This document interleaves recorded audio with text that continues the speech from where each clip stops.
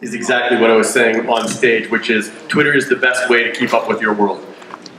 We've all got phones and devices in our pockets now that we carry around with us all the time. And when you want to know exactly what's going on in your world and what the people around you are paying attention to. And I mean that both geographically around you and socially around you. Twitter is the way to keep up with what's happening in your world right now.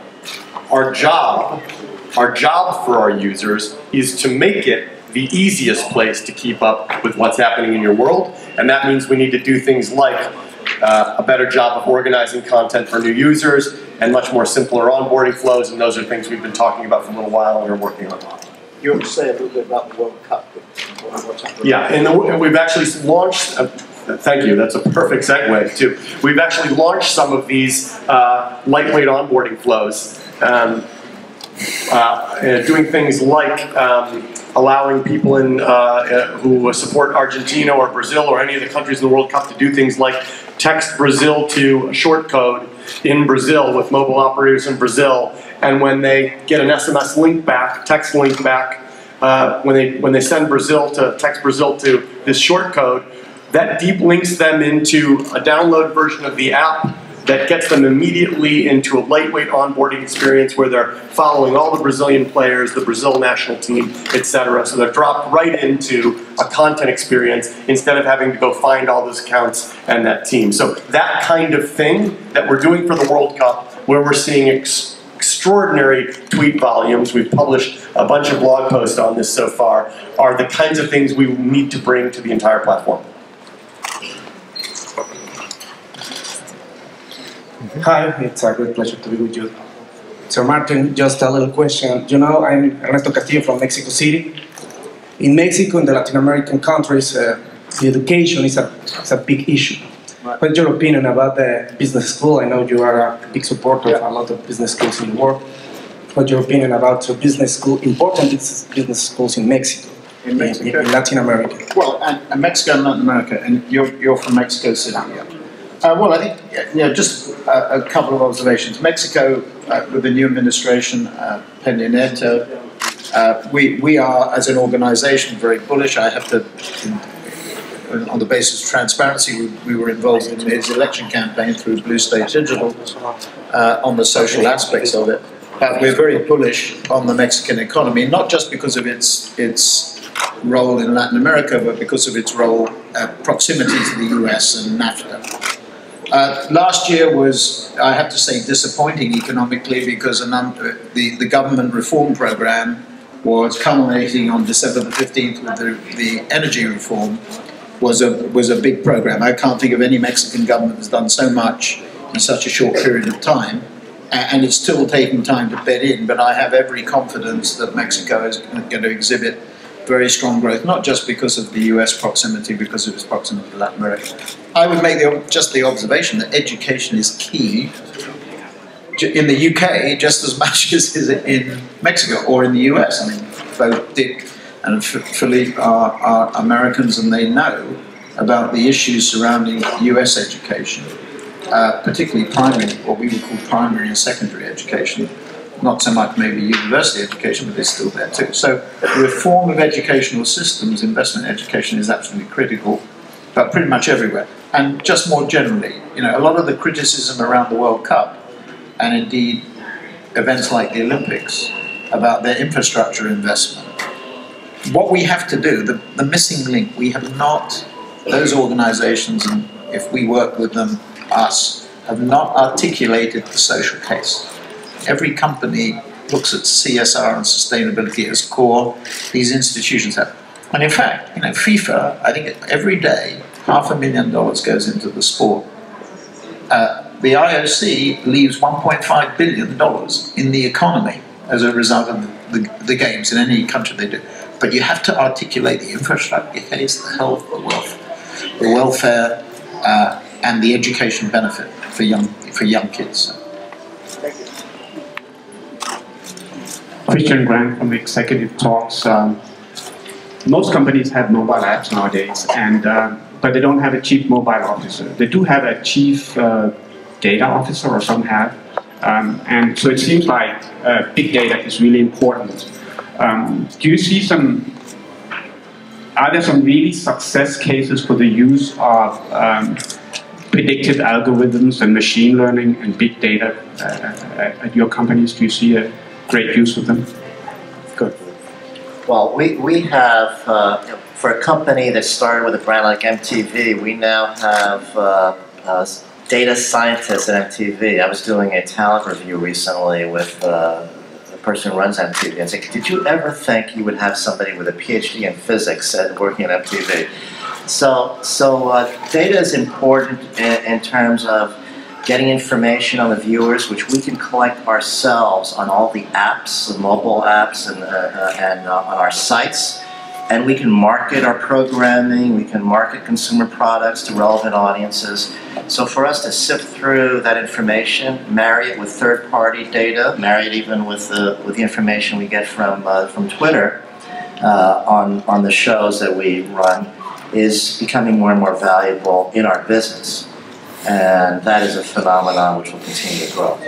One of the things I've asked our Chief Technology Officer, Adam Messenger, to spend a little bit of time on also is working with universities and researchers and data scientists in universities on the Twitter data set to see the kinds of things they can do with it and their ability to do things like find memes before they are clearly memes, find interesting conversation clouds before anyone else could sort of see them with the naked eye, if you will, through search algorithms and so forth. So those will be. It will be interesting to see what institutions with a longer-term view of big data research can do with that data set. I mean, just one observation: programmatic media buying is becoming more and more important in our industry. Our own platform, which is an agnostic platform, not a DoubleClick or Atlas platform allied to Facebook or Google. Xaxis is now the largest programmatic targeted buyer in the world, and that's where we're seeing a lot of growth, and that's basically algorithmically based. Whether you see a chief mobile officer or not, it's a subset of chief technology officer, I guess. Hello, very nice to see you. So I'm working with Japanese marketing magazines. So Sir Martin Srell, I want to ask a question. Speaking of Japanese agency, many Japanese agencies try to expand their business to global. So especially Dentsu this network, how do you see such movement? Well, Dentsu had brilliant timing because they bought Aegis when the yen was strong, and now the yen is much weaker. They're translating the Aegis earnings into Japanese yen at a much better rate. So you can't fault their timing. I'd fault their pricing because they paid a 50% premium. They paid the highest premium that we've seen in the UK takeover market, I think, close to, over the last 10 years.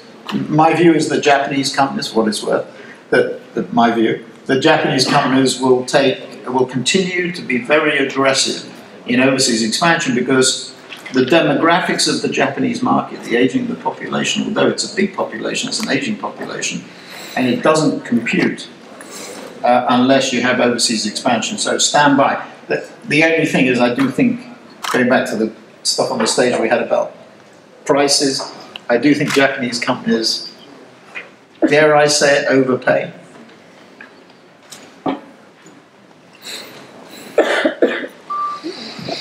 Hello, Julia from the German Frankfurter Allgemeine. 2 questions for Di Costello. So I'm interested in when will Twitter ever reach as many active users like Facebook, and when will you report your first net profit? So on the second question, we don't make forward-looking financial projections, so I'll just leave that one in the room here to hang. On the first question, I think of us as I said this on stage, I think that a mistake people make is they think of Twitter and Facebook as very similar platforms. And we're very, very different platforms. Because the tweets are public and widely distributed, we have a set of monthly active users who come to the site and log in and create accounts lists to follow and timelines that they follow, but a much broader global audience of people around the world who consume Twitter content, both and logged out on Twitter. They just come and they spend a lot of time viewing profile pages and consuming content that way, and those do not count towards monthly logged in active users. And then the world of people who consume as I mentioned in the aftermath of the Oscars, the billions of tweets in that 48-hour period off our owned and operated properties. So as we continue to invest even more in distribution and syndication, I talked about in our last earnings call the fact that we would spend more time on making syndication easier for publishers, easier for them to drop tweets into their sites, easier for them to drop tweets into their apps, easier for them to create custom timelines and drop those into their apps. That syndicated audience will grow even more broadly.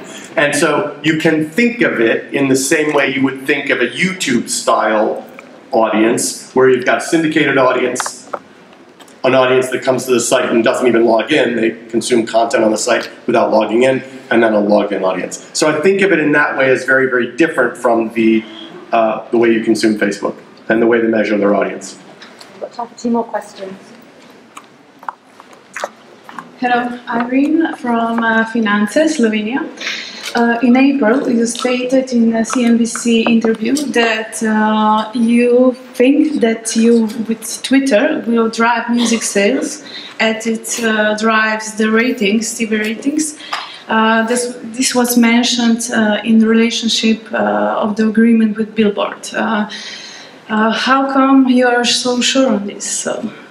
So the relationship with Billboard is, just as we have the Kantar relationship where we have a Twitter TV rating to help people in the market understand the engagement around a TV show on Twitter, we are similarly working with Billboard so that they can create not just a weekly top 40, but an in-the-moment top 40. These are the songs that people are talking about on Twitter right now. And that kind of in-the-moment playlist, if you will, based on the conversation on our platform, I think is super exciting for musicians and artists who want to aggregate conversation on our platform to drive sales, because if Billboard and others are publishing lists of these are the songs people are talking about right now, that will, we think, drive sales ultimately. And we have this relationship with Viacom that Philippe just talked about on stage, where we will, for the first time really, be driving tracks and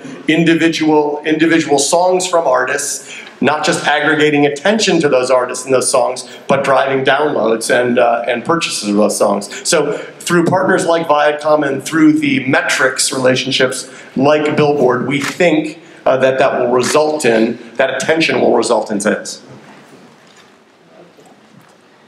I agree with Dick. When we come from a music brand orientation and working with Twitter, we're able to bring our assets together with theirs to help the music companies, and by the way, a lot of other businesses, drive sales. And it's the brand combined with the immediacy that our own content provides and Twitter provides. I have a question to Sir Martin about native advertising. What do you think of it? Is it something really new, or is it something old, just using a buzzword? I think it's repackaging of an old, the idea, it's really about advertorial. You don't confuse or con consumers with content that has been sponsored or paid for. So, magazines, many years ago, there was this big debate about whether you should have, if an article was sponsored in a newspaper or magazine, you would put advertisement and editorial mixed. And I think as long as consumers understand that the content is sponsored, as long as there's a sort of health warning, if you like, that this is sponsored content, it's fine. So native advertising to me is just the new version. It's related to content. People say online content is new, or even offline content is new. Nonsense. There were soap operas. Look at Mad Men and Don Draper. That was the era of soap operas. And Procter & Gamble in particular used to, and we as an agency, when I was at Saatchi's and Compton, we used to every week produce hour-long episodes, I think it was, or half an hour-long episodes of soap operas. That's, in a way, native advertising, but in a different form. Well, you also have to have advertising that's organic to the show. We have an opportunity to integrate particular products in shows where the products work as part of the story. So going back to the Oscars example, when you have a Samsung advertising on the Oscars through the device and the tweet, that's organic and creates a lot of impressions. We do that all the time on our shows. On the Video Music Awards, we will have products that are used on the show very organically and seamlessly. That's prepared in advance. It's not as spontaneous as it appears to the viewer, and that's not an intrusion on the viewer. So it's very important that you not have advertising that appears to intrude on the consumer. It should be more and more organically part of it where it makes sense. It has to be endemic to the story itself. And I think it's linked to the privacy issue in a way. As long as consumers know and what they're letting themselves in for, it's fine. In other words, we don't want to confuse consumers. These accept or deny long pages that you have to go through when you go onto a website or whatever are a nonsense. We have to have a simple means of communicating to consumers what they're letting themselves in for if they go onto a site. So in a way it's the same thing. Just openness, transparency, whether it's opt-in or opt-out. Can I just ask one question, like what you guys learned this week? What your observations of Cannes Lions are? Who's asking first? Claire Atkinson, New York Post. Okay. Well, I just got in late last night, so I learned that it's difficult to sleep when you're right on the croisette there, because people don't go to sleep at regular hours out here. But I've only had a short time to be here. Well, I've learned there's a lot of partying that goes on here. We had one of the parties last night, and I think I had Martin dancing a little bit with Robin Thicke. I didn't dance with Robin Thicke. No, not too. It's a good place where everyone congregates in our world. You have marketers from the world over. You have, I think, how many people do you have here, Bart? Well, I think Terry told me it's 12,000, same as last year, because there are fewer Brazilians, fewer Argentinians, and fewer Colombians. And I know some of the Viacom people who are here. They're up all night at what they call the gutter bar. Yes. And I'm too old for that, but I see them off after dinner. But I just, a little bit of a contrapoint, I do think it's become too much of whose boat is bigger, and whose act, with all due respect to Robin Thicke, whose act is stronger. And I think content, not in the Vice or full screen sense or Viacom sense, but in the sense of insight is critically important. And just to give ourselves a little bit of airtime, we had this event on Tuesday where we had $50 billion of media buying and planning in the room in terms of clients and CMOs. We had about 60 people, agency people, CMOs, and media owners, including Twitter, including Viacom. They were all there. And what we did is we spent about 5 or 6 hours talking about the key issues that face our clients in developing their digital investments. And I think insight of that, content of that nature, is more important. And the danger is as Terry expands the palette, including healthcare, data visualization, which be quite clear, we welcome. The danger is it becomes more of a sort of CES, Davosian thing, and I think it should be more, not focused, because I think the breadth should be increased, because creativity is very broad, but we should be partying less, to Philippe's point. We should be partying less and working harder. I believe in partying while you're working. Okay, both. That's a good compromise there. Working while you're partying. Thank you very much. That's all we've got time for.